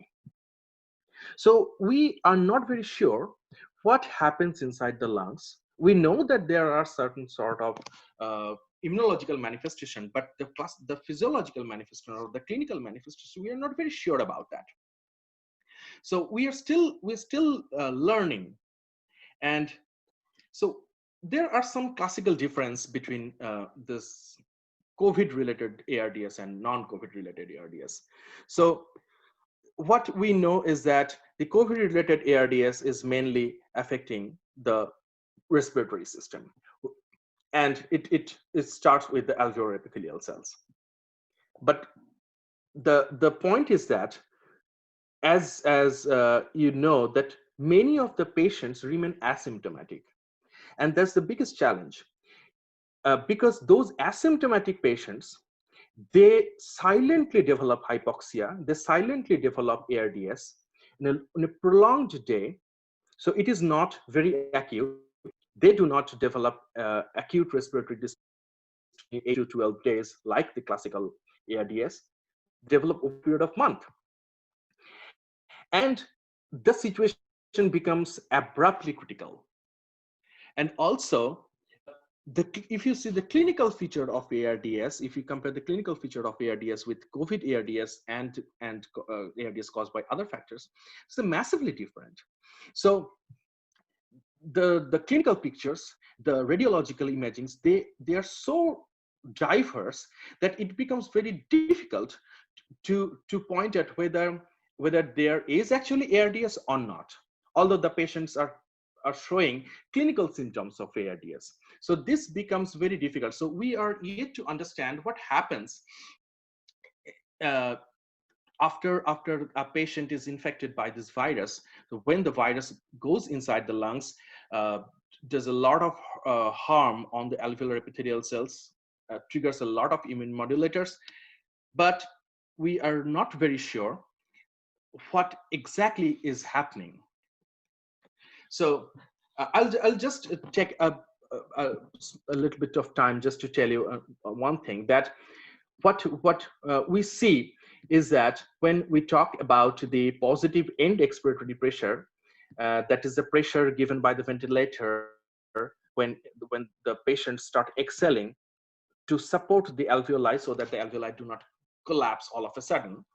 So when there is a pressure of 5 centimeter of H2O and the 15 centimeter of H2O in high recruited patients, in patients where there is a lot of high recruitability of alveoli, there is no such difference. And we do not see any difference between COVID and non-COVID patients. We do not see any difference between high and poor recruitability. So again, that seems that probably the COVID ARDS is similar to the classical ARDS. So that makes a very conflicting imagery of this ARDS system manifested by this coronavirus. So the conclusion I'd like to draw is that there are some studies that demonstrate that COVID ARDS is not a typical ARDS. And whereas the studies demonstrate that COVID ARDS patients often require lesser days to stay in the ICU, that means a higher probability of recovery than the classical ARDS patients. And there is also a typical feature of happy hypoxia or a silent hypoxia. And you might have heard about this particular feature very recently, that a large group of patients, they're relatively comfortable in talking, in handling mobiles, in handling computers, but their partial pressure of oxygen has dropped down to 50% or even less. So when you have your oxygen saturation drops down less than 90%, you develop hypoxia. So this is the clinical definition of hypoxia, when you have lesser than 90% of oxygen saturation. But these patients develop hypoxia at an oxygen concentration less than 50%. So ideally, they should have developed critical symptoms. They should have developed convulsions. They should have developed vertigo. They should have started feeling nauseating tendencies, but they're perfectly all right. And these are partially because there is a lot of microvascular thrombosis. So we also came to know recently that this virus can also cause platelet activation.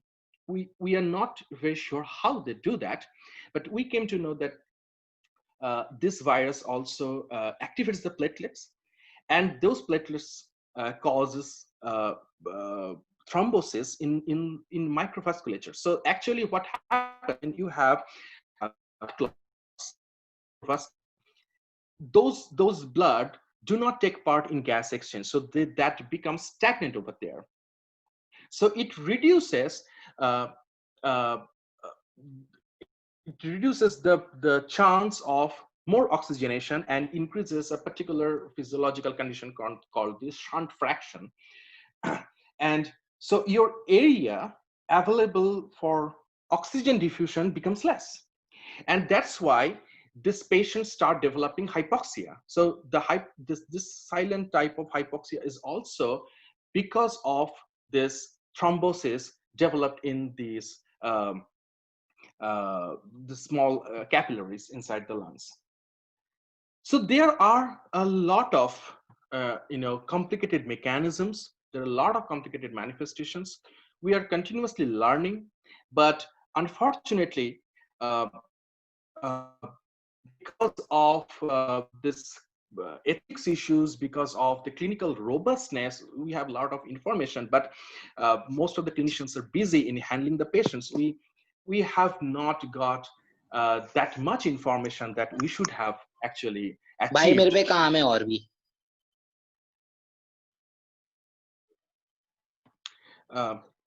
So with this, I'd like to end up over here, and I thank you all for your time and for your patience.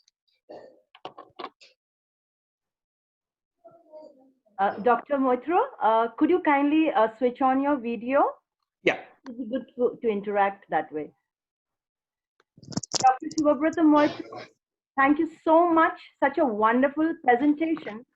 Personally, for me, I was watching a stage show of the lungs and how all its components were in a war, and the cytokine drama started to save us. I mean, too much of hard work over there for COVID and non-COVID patients. And also it was very surprising that COVID patients had less as far common ARDS patients. So that was a very surprising outcome of this presentation. And we were very, very grateful for your kind in this webinar. And all the way from Canada, University of Alberta, Edmonton, I think this lockdown has opened up such opportunities that the world has come together. Yeah, absolutely. Geographical barriers and sharing knowledge. Okay. So actually, I can perceive that my presentation was more on clinical and physiological, and many of you probably have not very much acquainted with this sort of phenomena, which you probably learn a lot about molecular biology and biotechnology in your classes and in your courses, but not such typical clinical features. So I'm really sorry for that. I really had no idea that this webinar on the molecular mechanisms of the biotechnological aspects. But I'm happy to take some questions if there is any. Yeah, I have a question too. I will just Yes. I will ask you to take mine. I mean, Yeah. CXR infiltrates. Could you just talk about it a little more? Sorry. You had talked, well, the lung injury. You had talked about the CXR infiltrates. Could you talk about it? Okay. So CXR is nothing but the chest X-ray. So when you see the chest X-ray, you focus on a couple of things. The first is the consolidation, and these are some very intricate radiological things. And I'm not a clinician, so I either do not know much of them. But what I try to explain is that when you have fluids or any sort of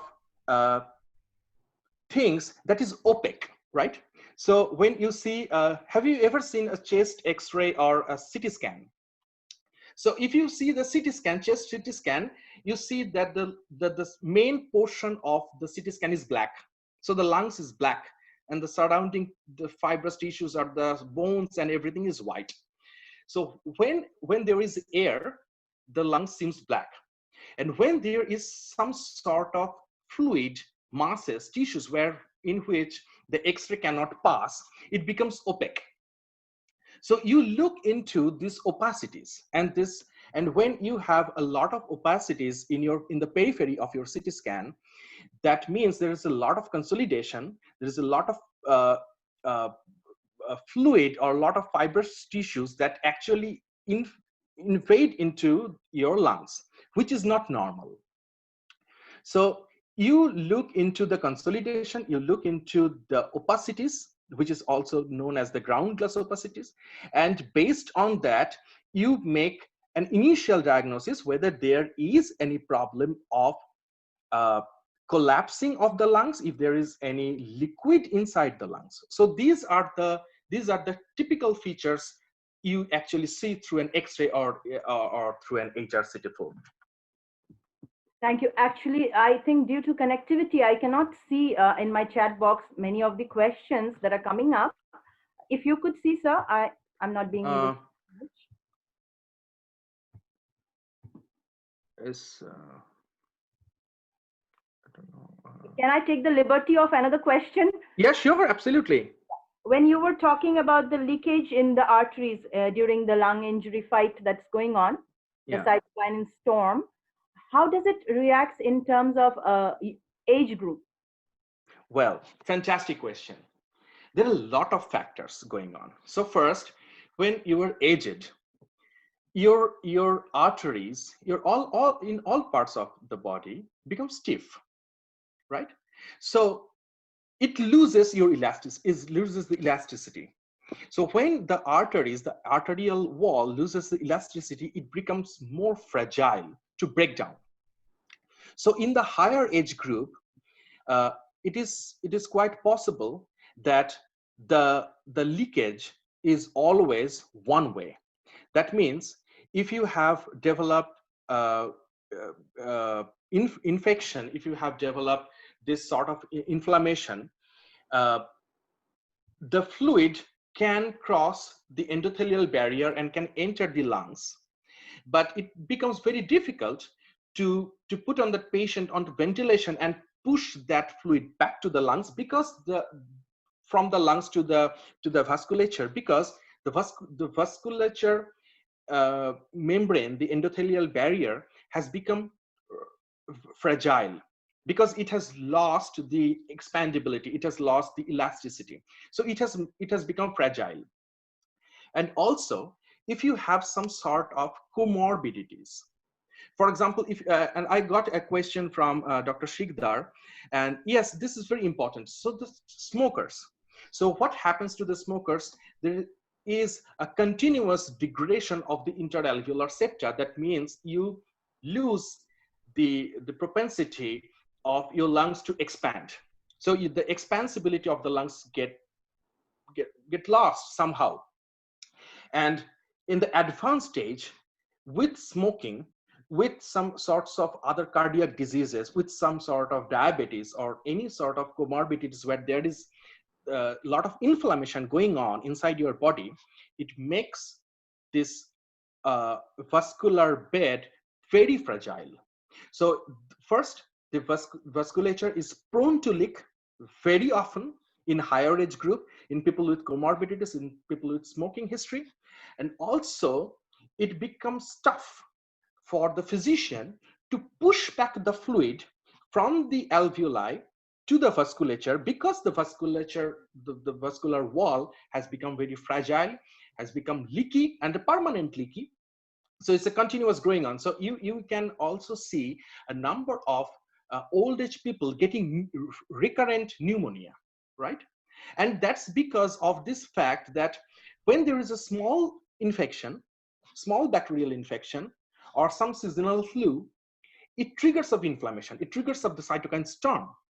And because of the comorbid condition of these patients, or because of the age group, higher age group of these patients, what happens?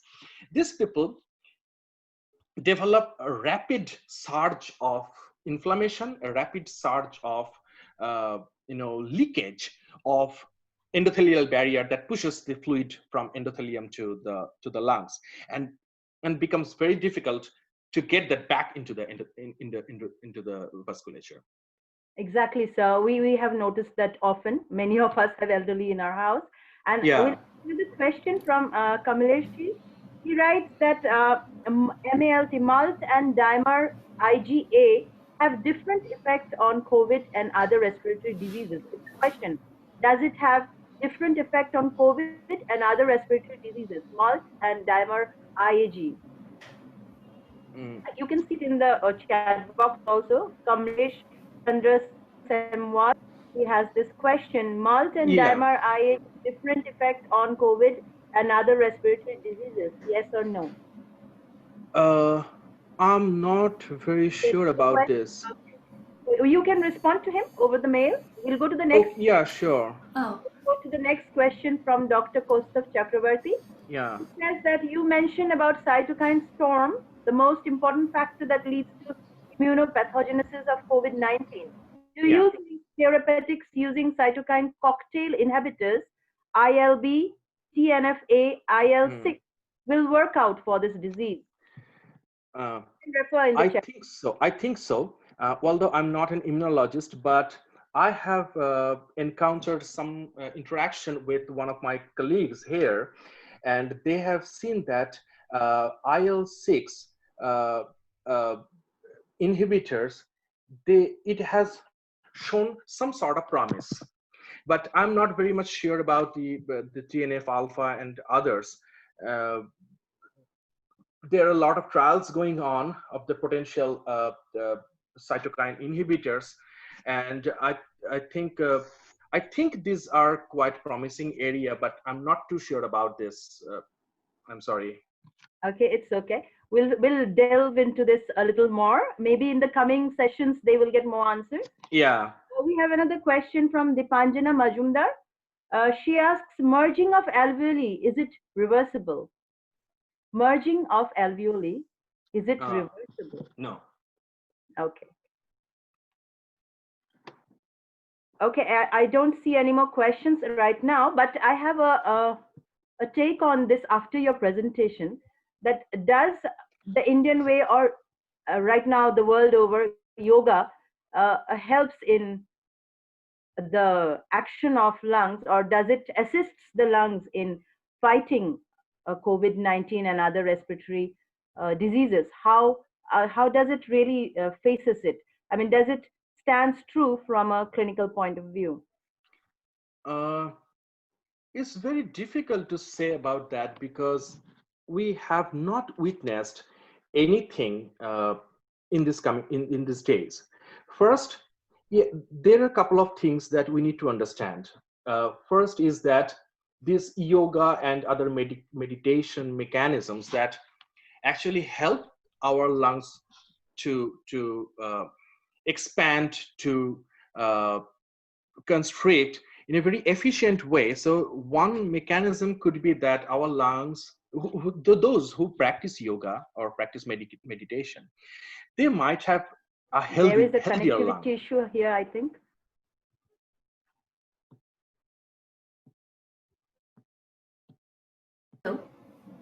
So, yeah. Can you come back a little, because there was Yeah, sure.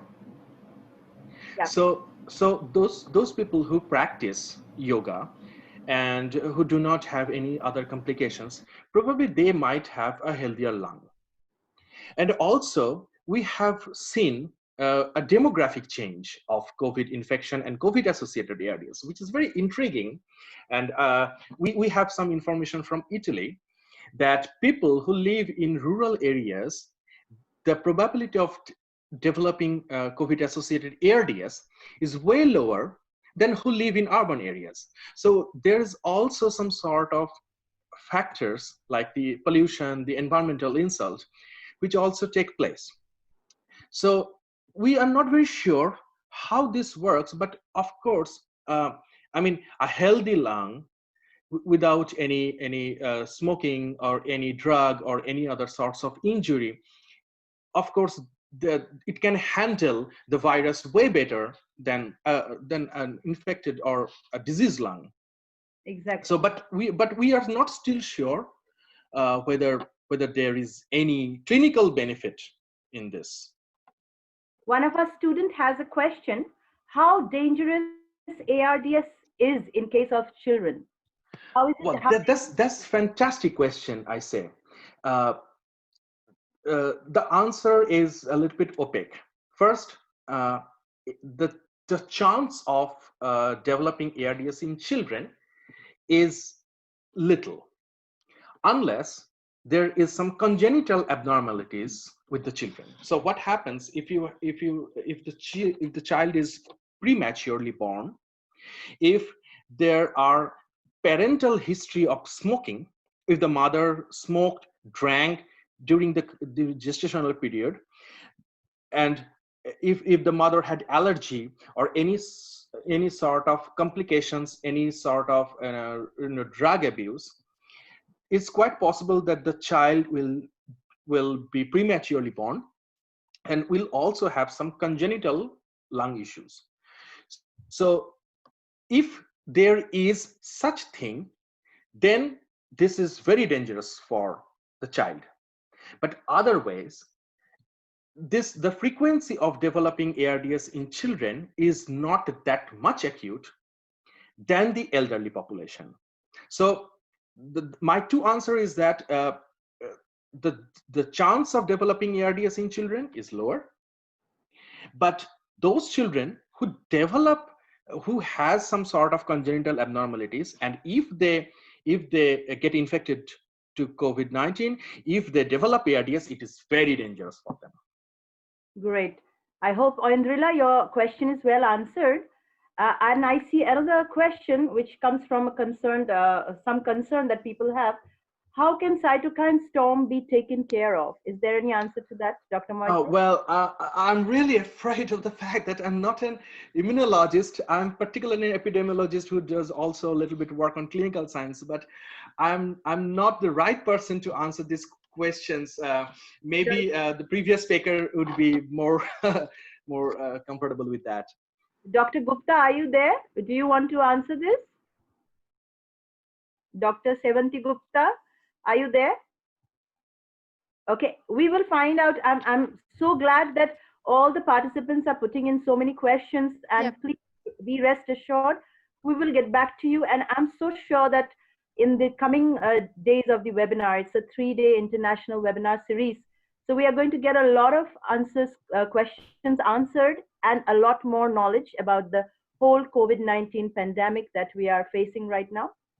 So I take an opportunity to thank both the speakers, such wonderful presentation, such lucid presentation, and we got such a beautiful peek into your work, into the world of COVID-19 working of the virus, and how our body is trying to fight it. So we all are into it together, the scientists, the common people, everybody's here, the health workers. So I take this opportunity to thank all of you who have participated in this webinar for today. the speakers especially for making it so meaningful. Thank you so much, both of you. Have a great life ahead and great research findings, making life better for all of us. I take this opportunity on behalf of the institution, the organizing team of life sciences, and our very dynamic principal, Madam Professor Papia Chakraborti, for leading us from the front and making this webinar possible. We are literally in a lockdown, all of us worldwide, but everything is not lost. And we see some good coming out of this lockdown. People are getting to know each other in the family better, and internationally, we are getting to know each other better, crossing barriers, geographical barriers. And this webinar is a testimony to that. And I request all the participants to kindly fill up your feedback form and send it to the mail ID that you have been interacting with. Any of you have any issues or any queries, kindly mail us. We'll get back to you. We'll convey your questions to the speaker, because that is what we want to do. And we have our principal ma'am here. She wants to say a few things. Ma'am, please. Photo session, please, with all participants. So everyone, please switch on your video. Please put on your video mode, and we have a photo. Put on the video. Are we ready with the video? Everyone? Yes, I think everyone has switched on. Just a sec. Okay, we put on the gallery view. Yes, we wait for a few minutes, right? Okay, cheers everyone. We are taking a snap of you all. Thank you very much. Thank you, Dr. Moitra and Dr. Gupta, for such a wonderful speech on your topic. And I would like to add a few words to the participants and the attendees who have been through the entire webinar. We will be sending you the feedback form at your registered email ID. I have seen many questions. Many of you have been asking me whether we'll be issuing a certificate or not. Yes, we would, if you really want us to issue. Whoever are interested, will be issuing the certificate to you. We'll be sending the feedback form to your registered email ID. Kindly fill it up and send us back so that we can issue the certificate. Thank you very much. Thank you, our host, Dr. Suchishmita Chakraborti. And I thank all the participants for being so enthusiastic in this interaction session. And we hope to meet you again in our next 2 days of the webinar on the 12th and on the 13th. Kindly refer to your brochure. You will find the details. Those who have registered, do join us. Until then, stay safe, keep smiling. Thank you so much, everyone. Thank you very much. Thank you. Thank you all. Thank you. Thank you, Suchishmita. Thank you. Thank you, Papia. Thank you, Papia Thank you, madam, and all the organizers. Okay. Nice. So, having yeah, them. All the organizers. Nice All the way. teachers of Suchishmita, ভালো আছিস তো? the only glitch we had, we could not actually stream live on Facebook because we were having some connectivity issues. I think even the participants were having, and Dr. Gupta also had logged off at one point. And I think apart from that, the webinar went on very well, and we have been enriched with your. Very well. Thank you very much, and goodbye to you all.